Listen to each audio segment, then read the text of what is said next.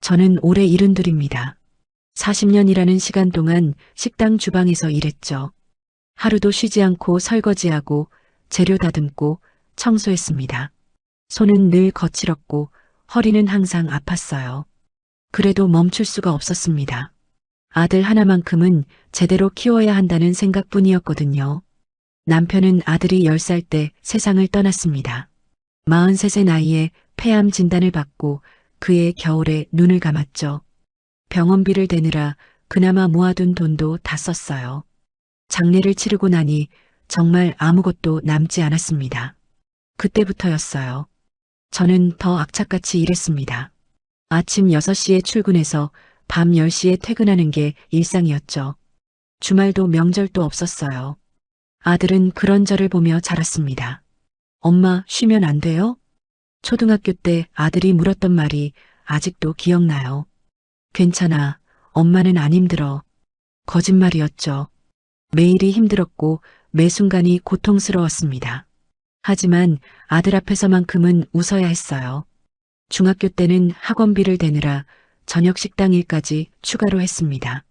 고등학교 때는 대학 등록금을 모으느라 새벽 청소일도 시작했죠. 몸이 점점 망가지는 게 느껴졌어요. 무릎이 시큰거리기 시작했고 허리는 펴지지 않았습니다. 손목은 늘 저리고 아팠죠. 그래도 참았어요. 아들만 대학만 보내면 된다고 스스로를 다독였습니다. 다행히 아들은 공부를 잘했어요.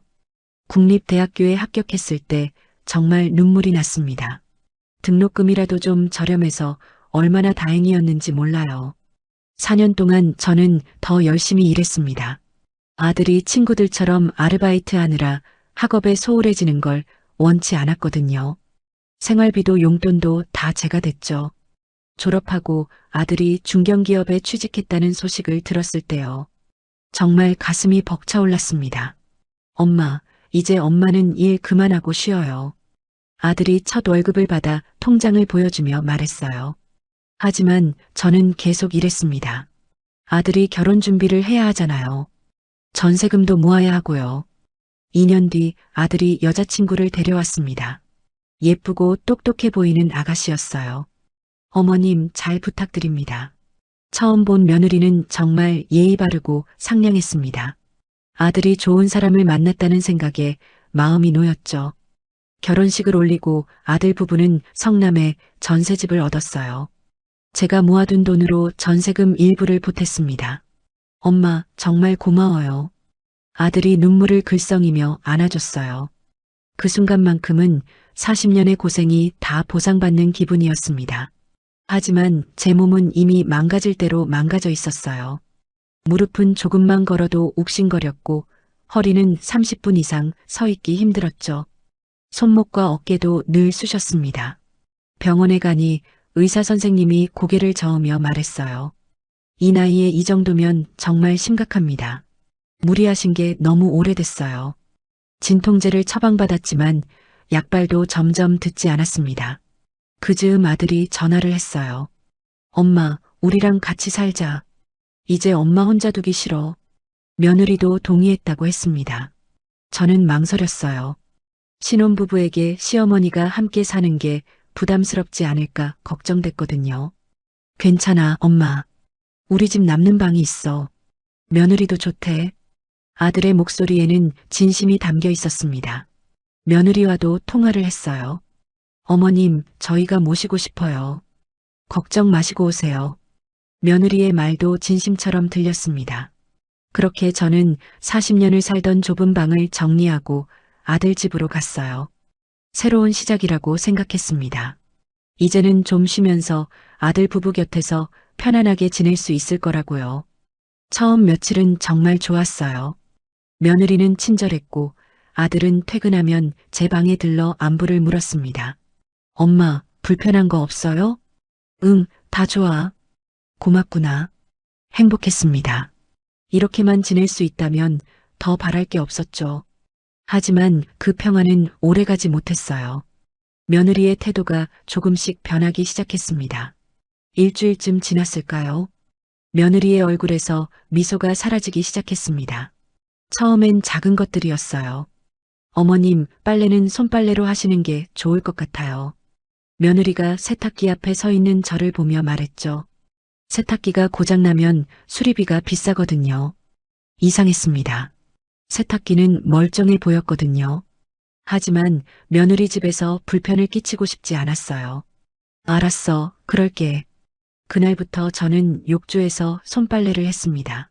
무릎이 아파서 쪼그리고 앉기 힘들었지만 참았죠. 며칠 뒤였어요. 제가 거실에서 텔레비전을 보고 있었습니다. 며느리가 리모컨을 가져가더니 채널을 돌렸어요. 어머님, 이 시간에는 제가 봐야 하는 드라마가 있어요. 제가 보던 프로그램은 아직 끝나지도 않았는데 말이죠. 아, 그래. 마. 저는 방으로 들어갔습니다. 가슴이 답답했어요. 하지만 며느리 집이니까 참아야 한다고 생각했죠. 시간이 갈수록 며느리의 잔소리는 늘어났습니다. 어머님, 물 너무 많이 쓰시는 거 아니에요? 어머님, 전기세 나오니까 불 좀 끄고 다니세요. 어머님, 화장실 쓰시고 환기 좀 시켜주세요. 하나하나가 다 트집이었어요. 저는 원래 물도 아껴 쓰고 전기도 아껴 쓰는 사람입니다. 40년을 그렇게 살아왔거든요. 그런데 며느리는 마치 제가 엄청난 낭비를 하는 것처럼 말했죠. 가장 힘들었던 건 따로 있었습니다. 며느리는 아들이 있을 때와 없을 때가 완전히 달랐어요. 아들이 집에 있으면 며느리는 다정했습니다. 어머님, 이거 드세요. 몸에 좋대요. 어머님, 편하게 계세요. 웃으면서 친절하게 대했죠. 하지만 아들이 출근하고 나면 완전히 다른 사람이 됐어요. 휴, 답답해 죽겠네. 며느리가 중얼거리는 소리가 들렸습니다. 저는 못 들은 척했어요. 어느 날은 제가 설거지를 하고 있었습니다. 며느리가 부엌으로 들어오더니 인상을 썼어요. 어머님, 설거지할 때 물 좀 적게 쓰세요. 그리고 수세미 너무 세게 쓰시면 그릇 다 긁혀요. 저는 평생 설거지를 해왔습니다. 식당에서 40년을 일했다고요. 설거지를 못할 리가 없었죠. 하지만 며느리는 제가 아무것도 모르는 사람처럼 대했어요. 알았어. 저는 그렇게만 대답했습니다. 한 달쯤 지났을 때였어요. 저는 매달 50만 원씩 생활비를 보태고 있었습니다. 연금에서 나오는 돈이었죠. 많은 금액은 아니지만 제 나름대로 성의를 표시하는 거였어요. 어머님, 고맙습니다. 아들이 돈을 받으며 말했어요. 며느리는 그 옆에서 웃고 있었죠. 하지만 그 웃음이 진심인지는 알 수 없었습니다. 2월의 어느 추운 날이었어요. 아들은 출근했고 저는 혼자 집에 있었습니다. 허리가 너무 아파서 병원에 가야 하나 고민하고 있었죠. 그때 며느리가 외출해서 돌아왔어요. 쇼핑 다녀왔어요. 며느리는 명품 가방을 들고 있었습니다. 저는 아무 말도 하지 않았어요. 며느리 돈이니까 며느리가 알아서 쓰는 거죠. 하지만 뭔가 씁쓸했습니다. 제가 쓰는 물과 전기는 아까워하면서 명품 가방은 사는구나 싶었거든요. 3월 어느 날이었습니다. 그날은 제 인생에서 가장 수치스러운 날이었어요. 아들이 아침 일찍 출근했습니다. 저는 점심때까지 방에서 쉬고 있었죠. 무릎이 너무 아파서 움직이기 힘들었거든요. 12시쯤 됐을 때 배가 고팠어요. 부엌으로 나가니 며느리가 밥을 차려놓고 있었습니다. 점심 드세요. 며느리가 무뚝뚝하게 말했어요. 고마워. 저는 식탁에 앉아 밥을 먹기 시작했습니다. 그날은 많이 허기져서 밥을 평소보다 조금 더 펐어요. 밥을 반 공기쯤 먹었을 때였습니다. 며느리가 갑자기 제 앞으로 다가왔어요. 그리고는 제 손에서 수저를 빼앗아 갔습니다. 그만 드세요. 저는 깜짝 놀라 며느리를 쳐다봤어요. 식비에 돈이 얼마나 드는데요? 며느리의 목소리는 차갑고 날카로웠습니다. 적당히 좀 드세요. 밥을 그렇게 많이 드시면 어떡해요? 저는 한마디도 할 수 없었어요. 어이가 없었습니다. 순간적으로 충격받고 당황해서 미안해. 겨우 그 말밖에 나오지 않았어요. 며느리는 제 밥그릇을 가져가 버렸습니다. 저는 식탁에 그대로 앉아 있었죠. 눈물이 나올 것 같았지만 참았어요. 방으로 돌아와 이불을 뒤집어 썼습니다. 가슴이 너무 아팠어요. 40년을 고생하며 아들 하나 키웠는데요. 이런 대접을 받아야 하나 싶었습니다. 저녁 때 아들이 돌아왔어요. 엄마, 저녁 먹어요. 응, 먹을게. 저는 아무렇지 않은 척 했습니다. 아들에게 말할 수가 없었어요. 신혼부부 사이를 제가 망치고 싶지 않았거든요. 며느리는 아들 앞에서 다시 상냥해졌습니다. 어머님, 반찬 더 드릴까요? 아니야, 괜찮아. 저는 밥을 조금만 먹고 수저를 놓았어요. 아들이 걱정스러운 눈으로 저를 봤습니다. 엄마, 왜 이렇게 조금 먹어요? 배가 별로 안 고파서. 거짓말이었죠. 배는 고팠지만 며느리 눈치가 보여서 먹을 수가 없었습니다. 그날 밤 저는 잠을 이루지 못했어요. 이렇게 살아야 하나 고민했습니다. 다시 혼자 살까도 생각했죠. 하지만 몸이 너무 아팠어요. 혼자서는 이제 생활하기 힘들었습니다. 며느리의 구박은 계속됐어요. 저는 점점 작아졌습니다. 밥도 조금씩 먹고 물도 아껴 쓰고 전기도 아껴 썼죠. 방에만 있는 시간이 많아졌어요. 며느리 눈에 띄지 않으려고요. 아들은 제가 편하게 쉬는 줄 알았습니다. 엄마, 몸은 많이 좋아지셨어요? 응, 많이 좋아졌어. 아들 며느리 관계를 위해 또 거짓말을 했죠. 몸은 더 아팠고 마음은 더 괴로웠습니다. 하지만 참을 수밖에 없었어요. 아들을 위해서요. 그렇게 힘든 나날을 보내던 어느 날이었습니다. 4월 중순쯤이었을 거예요. 우편함에서 등기우편 한 통을 발견했죠. 법원에서 온 거였습니다. 손이 떨렸어요. 10년 동안 진행되던 그 소송 말입니다. 전주에 있는 부모님 땅 때문이었죠. 아버지가 돌아가시고 어머니도 세상을 떠나셨을 때요. 저와 형제자매 넷이서 땅을 상속받았습니다. 처음엔 문제가 없었어요. 그런데 큰오빠가 갑자기 욕심을 부리기 시작했죠. 이 땅은 아들인 내가 다 받아야 해. 말도 안 되는 소리였습니다. 법적으로 4분의 1씩 나눠 갖는 게 맞았거든요. 하지만 큰오빠는 막무가내였어요. 작은 오빠와 여동생도 큰오빠 편을 들었습니다. 언니는 시집갔으니까 상속받을 자격 없어. 웃기는 소리였죠. 저도 부모님 자식인데 왜 상속을 못 받나요? 결국 법원에 소송을 냈습니다. 그게 10년 전이었어요. 소송은 길고 지루했습니다. 법원에 갈 때마다 형제들과 마주쳐야 했죠. 언니, 그냥 포기해. 쓸데없이 시간 낭비하지 말고. 여동생이 차갑게 말했어요. 저는 대꾸하지 않았습니다. 변호사 비용도 만만치 않았어요. 식당에서 번 돈으로 조금씩 갚아나갔죠. 그렇게 10년이 흘렀습니다. 이제는 거의 잊고 지낼 정도였어요. 어차피 이길 수 없을 거라고 생각했거든요.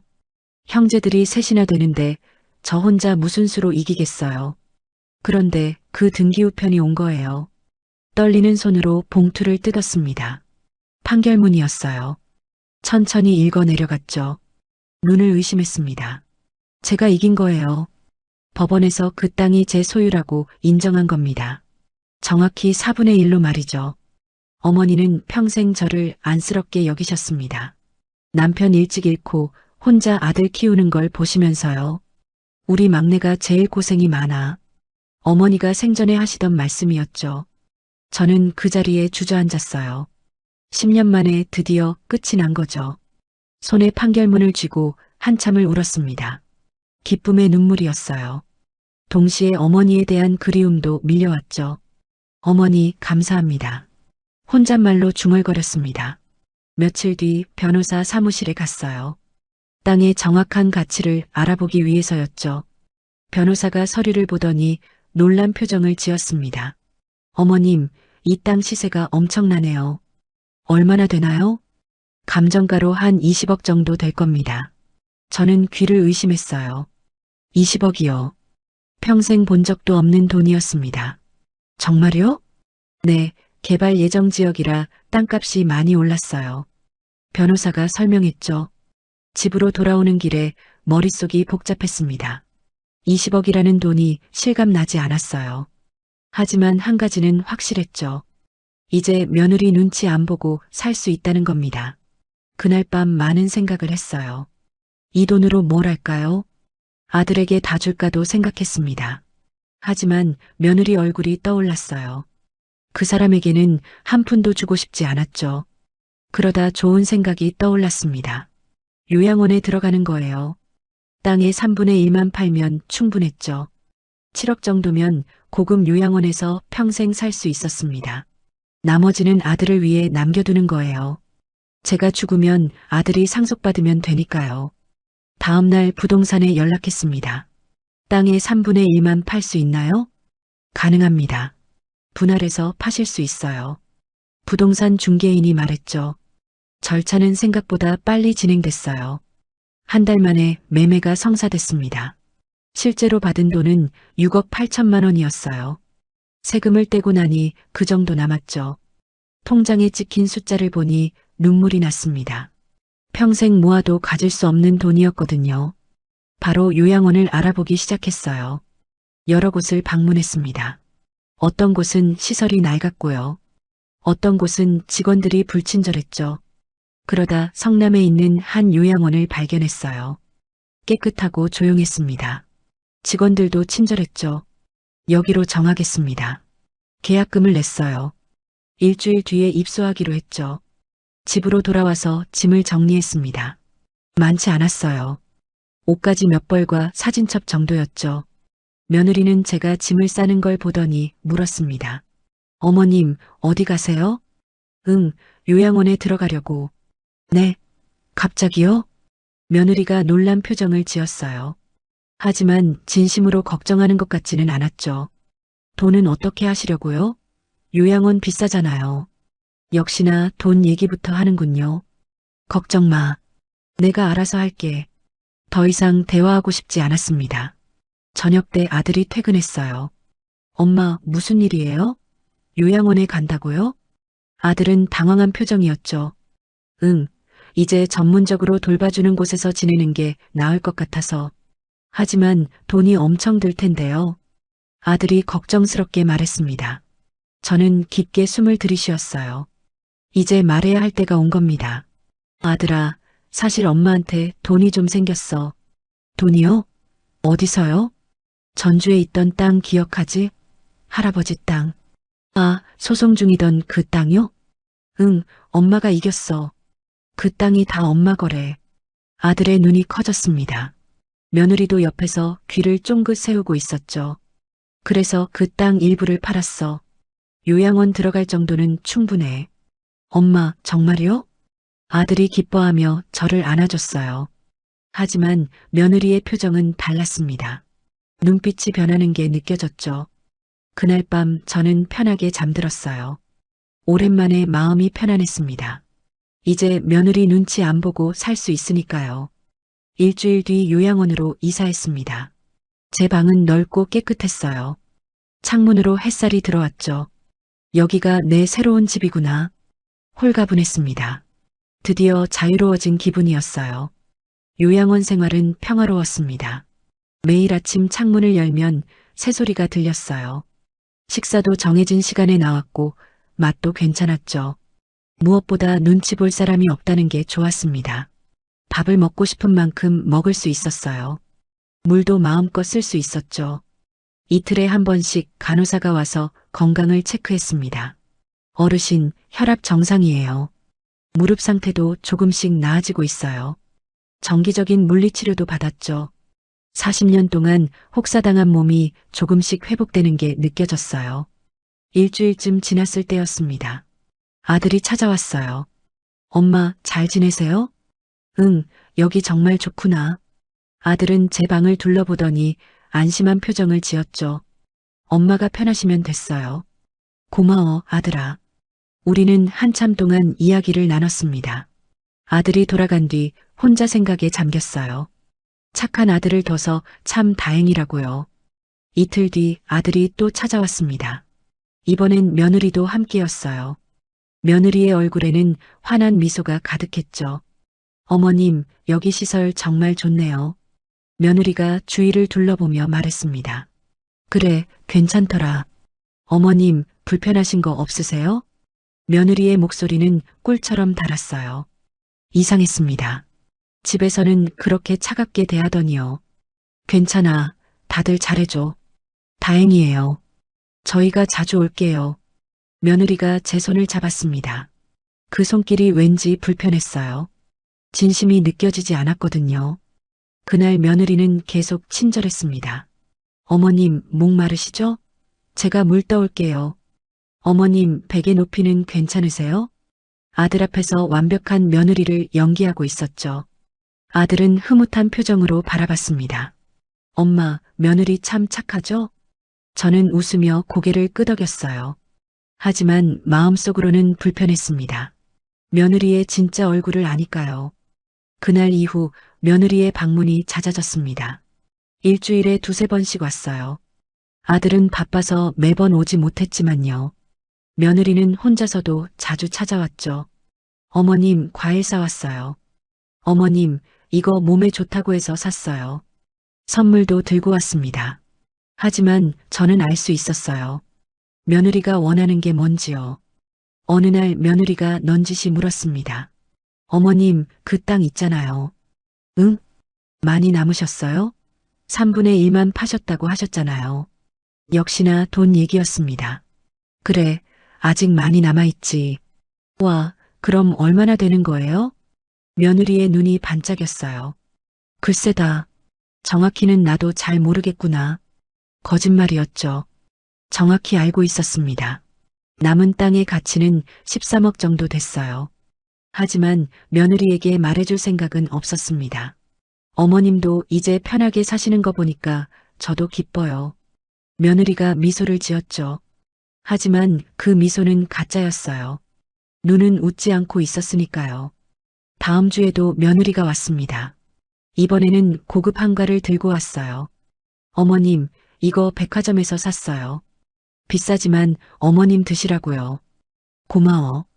저는 한과를 받았습니다. 며느리는 제 옆에 앉더니 이야기를 시작했어요. 어머님, 사실은요. 응? 저희가 집을 사려고 하거든요. 드디어 본색을 드러내는군요. 전세는 불안하잖아요. 제 집 하나는 있어야죠. 그래, 그러려무나. 그런데 목돈이 필요해서요. 며느리가 조심스럽게 말을 꺼냈습니다. 어머님, 혹시 저희 좀 도와주실 수 있으세요? 한 5억 정도요. 저는 헛웃음이 나왔어요. 5억을 그렇게 쉽게 말하다니요. 글쎄다. 나도 여기 생활비가 들어서 말이야. 아, 그렇군요. 며느리의 얼굴이 굳었습니다. 하지만 금방 다시 미소를 지었죠. 괜찮아요. 저희가 알아서 할게요. 그날 며느리는 일찍 돌아갔습니다. 평소보다 표정이 어두웠어요. 일주일 뒤 이번엔 아들과 며느리가 함께 왔습니다. 며느리가 아들에게 뭔가 말했나 봐요. 엄마, 우리 집 사려고 하는데요. 아들이 조심스럽게 꺼냈습니다. 그래, 좋은 생각이다. 그런데 돈이 좀 부족해서요. 얼마나? 5억 정도요. 혹시 엄마가 도와주실 수 있을까요? 아들의 목소리는 미안함으로 가득했어요. 며느리는 옆에서 기대하는 눈빛으로 저를 바라봤죠. 저는 한숨을 쉬었습니다. 아들아, 엄마도 여기서 살려면 돈이 필요해. 아, 그렇죠. 죄송해요. 그리고 말이야. 저는 잠시 말을 멈췄어요. 엄마가 죽으면 남은 땅은 다 내가 받는 거야. 엄마, 그런 말씀 마세요. 아들이 당황하며 말했죠. 하지만 며느리의 표정은 달랐습니다. 눈이 다시 반짝이기 시작했어요. 어머님, 건강하게 오래오래 사세요. 며느리가 말했지만 진심은 아닌 것 같았습니다.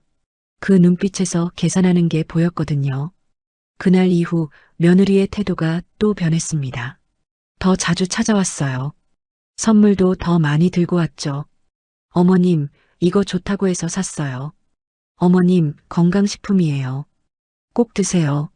하지만 저는 알고 있었습니다. 며느리가 원하는 건 단 하나예요. 제가 가진 13억짜리 땅이었죠. 어느 날 며느리가 혼자 왔을 때였습니다. 어머님, 유언장 쓰셨어요? 갑자기 묻는 말이었어요. 아직 안 썼는데 쓰시는 게 좋을 것 같아요. 나중에 복잡해질 수 있잖아요. 며느리가 걱정하는 척했죠. 그래, 생각해 볼게. 어머님, 저희는 어머님이 오래오래 사셨으면 좋겠어요. 며느리가 제 손을 꼭 잡았습니다. 하지만 그 손길이 따뜻하게 느껴지지 않았어요. 차갑고 계산적이었죠. 저는 그날 깨달았습니다. 며느리는 절대 변하지 않을 거예요. 아니, 오히려 더 심해질 것 같았죠. 돈 때문에 저를 찾아오는 거니까요. 밤에 혼자 누워 생각했습니다. 이대로 가만히 있어야 하나요? 며느리가 계속 이렇게 압박하면 어쩌죠? 그리고 나중에 아들에게도 해를 끼치지 않을까요? 걱정이 됐습니다. 며느리의 방문은 계속됐습니다. 이제는 거의 이틀에 한 번꼴이었어요. 일주일에 3번도 넘게 왔죠. 요양원 직원들도 알아볼 정도였습니다. 어르신, 며느님이 정말 효부시네요. 간호사가 부러운 듯 말했어요. 저는 애매하게 웃었습니다. 효부라니요. 돈을 노리고 오는 건데요. 5월 어느 날이었어요. 며느리가 또 찾아왔습니다. 이번에는 고급 식혜를 들고 왔죠. 어머님, 이거 소화에 좋대요. 고맙구나. 며느리는 제 옆에 바짝 붙어 앉았어요. 요즘 들어 거리감이 점점 없어지고 있었죠. 어머님, 요즘 집값이 계속 오르고 있어요. 시작됐습니다. 지금 안 사면 나중엔 더 못 살 것 같아요. 며느리가 한숨을 쉬었습니다. 저희 같은 사람들은 정말 힘들어요. 어머님, 정말 도와주실 수 없으세요? 며느리의 목소리에 조급함이 묻어났어요. 글쎄다. 나도 생각해봐야지. 언제까지 생각해 보시려고요? 며느리의 말투가 조금 날카로워졌습니다. 지금 엄청 급해요. 요즘 집값 얼마나 빨리 오르는데요. 며느리가 짜증 섞인 목소리로 말했어요. 저는 불편했습니다. 이건 부탁이 아니라 강요였거든요. 아니, 어머니. 어차피 나중에 저희가 받을 건데 뭐가 문제예요? 며느리가 갑자기 버럭 짜증을 냈습니다. 순간 머리가 띵했어요. 어차피 받을 거라니요. 마치 제가 언제 죽을지 기다리는 것 같았죠. 지금은 아직 살아있는데 그런 말 하면 어떡해. 아, 그게 아니라요. 며느리가 당황한 표정을 지었습니다. 어머님이 오래 사시는 건 당연하고요. 그냥 미리 좀 주시면 안 되냐는 거예요. 생각해 볼게. 언제요? 구체적으로 언제까지요? 며느리가 다그쳤습니다. 알았어. 생각해 본다니까. 저는 피곤했어요. 며느리는 못내 아쉬운 표정으로 돌아갔습니다. 일주일 뒤 며느리가 또 왔어요. 이번엔 부동산 매물 자료를 들고 왔습니다. 어머님, 계약금만이라도 도와주시면 안 될까요? 또 시작이었습니다. 다 들었어요, 어머니. 13억 남은 거. 땅 팔면 13억이잖아요. 몇 억 주시는 게 뭐가 그렇게 큰 돈이에요? 제가 얼마를 가졌는지 정확히 알고 있었습니다. 아들에게 물어봤나 봐요. 그래도 안 된다. 왜 안 되는데요? 어차피 아들한테 줄 거면서요. 부탁하는 것도 잘못이에요? 며느리의 태도가 완전히 돌변했습니다. 더 이상 가면을 쓰지 않는 거죠. 오늘은 돌아가렴. 어머님도 참 못되셨네요. 저희가 얼마나 어머님 잘 모셨는데. 며느리가 비웃듯 말했습니다. 잘 모셨다고? 제 목소리도 떨렸어요. 네, 집에서 밥도 해드리고 빨래도 해드렸잖아요. 그래서 밥그릇도 빼앗고 그랬구나. 제 입에서 튀어나온 말이었습니다. 며느리의 얼굴이 굳었어요. 아무튼 시간 얼마 안 남았으니 빨리 좀 생각해 보세요. 며느리는 화난 표정으로 나갔습니다. 저는 침대에 주저앉았어요. 가슴이 두근거렸습니다. 이렇게까지 할 줄은 몰랐거든요. 사흘 뒤 이번엔 아들이 왔습니다. 아들의 표정이 딱 봐도 좋지 않았죠. 아들아, 혹시 며느리가 너한테 뭐라고 했니? 아무 말도 안 했어요. 거짓말이었죠. 아들의 표정에 다 드러나 있었습니다. 엄마는 다 알아. 며느리가 너 보낸 거지? 엄마, 그게 아니라요. 됐어. 오늘은 그만 가봐. 아들은 풀이 죽어서 돌아갔습니다. 그날 밤 저는 잠을 이룰 수 없었어요. 며느리는 이제 아들까지 이용하고 있었습니다. 착한 아들을 조종하고 있었죠. 이대로 두면 안 되겠다는 생각이 들었어요. 저는 그 자리에서 한참을 울었습니다. 이런 며느리를 둔 아들이 불쌍했어요. 그리고 확신했죠. 이 며느리는 나중에 아들에게도 똑같이 할 거라고요. 돈 때문에 아들을 괴롭힐 거라고요. 더 이상 참을 수 없었습니다. 아들을 위해서라도 진실을 말해야 했어요. 저는 며칠 동안 정말 많이 고민했습니다. 아들에게 말해야 하나 말아야 하나로 말이죠. 말하면 아들이 상처받을 게 뻔했죠. 하지만 말하지 않으면 아들의 인생이 망가질 것 같았어요. 며느리는 절대 변하지 않을 테니까요. 일주일쯤 지났을 때였습니다. 아들이 혼자 찾아왔어요. 얼굴이 많이 상해 있었죠. 엄마, 안녕하세요. 그래, 왔구나. 아들은 제 옆에 조용히 앉았습니다. 평소보다 말이 없었어요. 아들아, 무슨 일 있니? 아니요, 그냥요. 아들의 목소리가 풀이 죽어 있었습니다. 며느리랑 싸웠니? 어떻게 하셨어요? 엄마가 보면 아는 거지. 저는 아들의 손을 잡았어요. 집에서 계속 돈 이야기만 해요. 아들이 한숨을 쉬었습니다. 어머님, 돈 받아서 집 사자고요. 매일같이 그 얘기예요. 그래서 너는 뭐라고 했는데?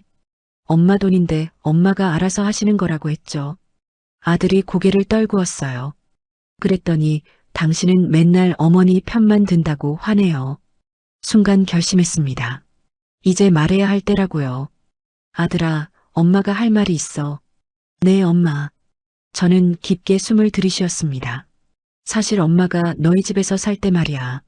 네. 며느리한테 많이 힘들었어. 아들의 눈이 커졌어요. 무슨 말씀이세요? 빨래도 손빨래로 하라고 했고 텔레비전도 마음대로 못 봤어. 엄마, 그게 무슨. 물 쓰는 것도 트집 잡고 전기 쓰는 것도 뭐라고 했어. 저는 하나씩 이야기하기 시작했습니다. 그리고 말이야. 목이 메었어요. 어느 날 점심 먹는데 며느리가 밥그릇을 빼앗아 갔어. 뭐라고요? 아들의 얼굴이 굳었습니다. 그만 먹으래. 식비에 돈 많이 든다고. 엄마, 정말이에요? 아들의 목소리가 떨렸어요. 응, 정말이야. 밥 한 공기도 다 못 먹었는데 빼앗아 갔어. 엄마. 아들의 눈에서 눈물이 흘러내렸습니다. 왜 그때 말씀 안 하셨어요? 너희 부부 사이가 나빠질까봐 참았지. 저도 눈물이 났어요. 엄마 혼자 참으면 되는 줄 알았어. 엄마, 정말 미안해요. 아들이 제 손을 꼭 잡았습니다. 제가 몰랐어요. 정말 몰랐어요. 내가 뭘 잘못했니? 며느리가 내 앞에서는 다르게 행동했는걸. 그래도 제가 더 신경 썼어야 하는데. 아들이 고개를 떨어뜨렸죠. 저는 계속 이야기했습니다. 그리고 요양원 와서도 며느리가 계속 괴롭혔어. 여기서도요? 응, 돈 달라고 맨날 찾아왔잖아. 그건 저도 알아요. 처음엔 부탁이었는데 나중엔 협박 수준이었어. 아들의 주먹이 떨렸어요. 어차피 자기네가 받을 거라고 했어. 뭐라고요? 마치 엄마가 언제 죽을지 기다리는 것 같더라. 아들의 얼굴이 창백해졌습니다. 그리고 며느리가 너까지 이용하고 있잖아. 무슨 말씀이세요? 너한테 엄마 설득하라고 시킨 거 아니야? 아들이 고개를 끄덕였어요. 맞아요. 계속 저보고 어머님 설득하래요. 그것 봐. 엄마, 제가 바보였어요. 아들이 얼굴을 감쌌습니다. 아니야, 내가 착한 거지. 저는 아들을 안아줬어요. 하지만 아들아, 이대로 두면 안 돼. 무슨 말씀이세요? 며느리는 절대 변하지 않아. 아들은 아무 말도 하지 못했습니다. 지금은 엄마 돈 때문에 그러지만 나중엔 내 돈도 똑같이 할 거야. 아들이 한참 동안 침묵했어요. 그 침묵이 길게 느껴졌죠. 아들은 그날 무거운 발걸음으로 돌아갔습니다. 일주일이 지났어요. 아들에게서 연락이 없었습니다. 걱정이 됐죠. 혹시 며느리랑 싸우진 않았을까요? 열흘째 되던 날 아들이 찾아왔습니다. 얼굴이 많이 야위어 있었어요. 엄마, 저 결심했어요. 무슨 결심? 이혼할 거예요. 아들의 목소리는 단호했습니다. 정말이니? 네, 며느리한테 이혼하자고 말했어요. 며느리가 뭐래? 처음엔 발악했죠. 이혼은 안 된다고요. 아들이 쓴웃음을 지었어요. 그래서 제가 말했어요. 엄마한테 어떻게 했는지 다 알고 있다고. 그랬더니 얼굴이 하얗게 질리더라고요. 아들의 눈에는 실망이 가득했습니다. 그리고 갑자기 울면서 빌더라고요. 잘못했다고. 그래서 저는 마음이 이미 돌아섰어요. 아들이 제 손을 잡았습니다. 엄마한테 그렇게 한 사람이랑은 못 살겠어요. 아들아, 힘들었지? 괜찮아요. 이제라도 알게 돼서 다행이에요. 아들의 눈에서 눈물이 흘렀어요. 이혼 절차는 진행 중이에요. 재산 분할은? 며느리가 위자료 청구한다고 난리예요. 그래. 하지만 제 변호사가 잘 처리해 줄 거예요. 아들이 안심시키듯 말했습니다. 엄마를 학대한 증거도 있으니까 오히려 저희가 유리하대요. 다행이구나. 네, 다행이에요. 그날 아들은 오랜만에 편안한 얼굴이었습니다. 무거운 짐을 내려놓은 것 같았죠. 한 달 뒤 아들이 다시 찾아왔어요. 엄마, 이혼 성립됐어요. 그래, 빨리 끝났네. 며느리가 결국 포기했어요. 증거가 너무 확실해서요. 아들이 홀가분한 표정을 지었습니다. 재산 분할도 최소한으로 했어요. 잘했어. 며느리는 아무것도 못 가져갔어요. 아들의 목소리에는 후회가 없었습니다. 엄마, 정말 죄송해요. 진작에 알았어야 했는데. 괜찮아. 이제라도 알았잖아. 저는 아들을 꼭 안아줬어요. 앞으로 행복하게 살자. 네, 엄마. 이제 제가 잘할게요. 아들의 눈빛이 맑아졌습니다. 그날 밤 저는 편안하게 잠들었어요. 오랜만에 마음이 가벼웠습니다. 아들이 며느리에게서 벗어났으니까요. 이제 아들은 자유로웠죠. 새로운 인생을 살 수 있었습니다. 저는 올바른 선택을 한 거라고 확신했어요. 이혼 후 아들의 표정이 많이 밝아졌습니다. 일주일에 두세 번씩 찾아왔어요. 예전보다 훨씬 자주 왔죠. 엄마, 오늘 날씨 좋아요. 산책하러 나가실래요? 그래, 좋지. 우리는 요양원 정원을 천천히 걸었습니다. 아들이 제 팔을 잡아줬어요. 엄마, 요즘 많이 편해 보이세요. 그래, 너도 그래 보이네. 네, 정말 숨통이 트이는 것 같아요. 아들이 환하게 웃었습니다. 그 웃음을 본 게 얼마만인지 모르겠어요. 며느리와 살 때는 늘 어두운 표정이었거든요. 6월의 어느 날이었습니다. 저는 중요한 결정을 내렸어요. 아들아, 엄마가 할 말이 있어. 네, 엄마. 유언장을 쓰려고 해. 아들의 얼굴이 굳었습니다. 엄마, 갑자기 왜 그런 말씀을 하세요? 아니야, 미리 정리해두는 게 좋을 것 같아서. 엄마는 아직 건강하시잖아요. 아들이 당황하며 말했죠. 그래도 만약을 대비해야지. 저는 차분하게 말했습니다. 며느리 때문에 배운 거야. 미리 정리해두지 않으면 나중에 복잡해질 수 있어. 엄마, 들어봐. 엄마가 죽거든 남은 땅은 다 내가 가져. 엄마, 그런 말씀하지 마세요. 아들의 눈에 눈물이 고였어요. 아니야, 당연한 얘기야. 넌 엄마 아들이잖아. 저는 그런 거 필요 없어요. 바보야, 내가 필요 없어도 받아야지. 저는 아들의 손을 잡았습니다. 그 땅 가치가 13억 정도 돼. 내가 받으면 집도 사고 여유롭게 살 수 있어. 엄마, 저는 그냥 엄마가 건강하셨으면 좋겠어요. 그래, 엄마도 오래 살 거야. 하지만 만약을 대비하는 거지. 다음 날 변호사를 불렀습니다. 요양원으로 직접 와달라고 했죠. 어르신, 유언장 작성하시겠다고요? 네, 그렇습니다. 변호사는 서류를 꺼냈어요. 재산은 전주에 있는 토지인가요? 네, 그리고 요양원비 내고 남은 현금도 있어요. 수익자는 누구로 하시겠어요? 아들 한 명뿐입니다. 저는 또박또박 말했죠. 아드님 성함이 어떻게 되시나요? 김준호입니다. 변호사가 서류에 적었어요. 다른 상속인은 없으신가요? 없습니다. 아들 하나뿐이에요. 알겠습니다. 그럼 유언장을 작성하겠습니다. 1시간쯤 걸렸어요. 변호사가 유언장을 다 작성했습니다. 여기 서명하시면 됩니다. 저는 떨리는 손으로 서명했어요. 이제 공증만 받으시면 법적 효력이 생깁니다. 고맙습니다. 변호사가 돌아간 뒤 홀가분했습니다. 이제 제가 해야 할 일은 다 한 거죠. 아들에게 유언장 얘기를 했어요. 엄마, 정말 그러셨어요? 응, 다 내 앞으로 해뒀어. 엄마, 아들이 울먹였습니다. 울지 마. 당연한 일이야. 저는 정말 아무것도 바라지 않았어요. 알아. 그래서 내가 효자지. 저는 아들을 안아줬어요. 우리는 한참 동안 껴안고 있었어요. 그 순간 정말 행복했습니다. 40년의 고생이 헛되지 않았다는 생각이 들었죠. 7월에 접어들었습니다.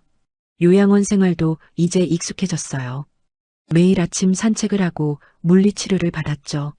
무릎도 많이 나아졌습니다. 허리도 전보다 덜 아팠어요. 아들은 여전히 자주 찾아왔습니다. 엄마, 이제 제가 더 잘할게요. 그래, 아들아. 행복하게 살아. 9월 어느 날이었습니다. 저는 창가에 앉아 밖을 바라봤어요. 하늘이 참 맑았습니다. 40년의 고생도 이제는 추억이 됐죠. 힘들었지만 후회는 없습니다. 아들을 잘 키웠으니까요. 착하고 효심 깊은 아들로 자랐으니까요. 그리고 저는 이곳에서 편안하게 지내고 있습니다. 13억짜리 땅은 아들에게 남겨줄 거예요. 제가 죽으면 아들이 받겠죠. 그 돈으로 행복하게 살면 됩니다. 그게 제 마지막 바람입니다. 저는 포기하지 않았어요. 40년을 버텼고 이겨냈습니다. 그리고 지금 이 순간이 있는 거죠. 저는 침대에 누웠어요. 편안한 마음으로 눈을 감았습니다. 내일도 좋은 하루가 될 거예요. 그렇게 믿으며 잠들었습니다.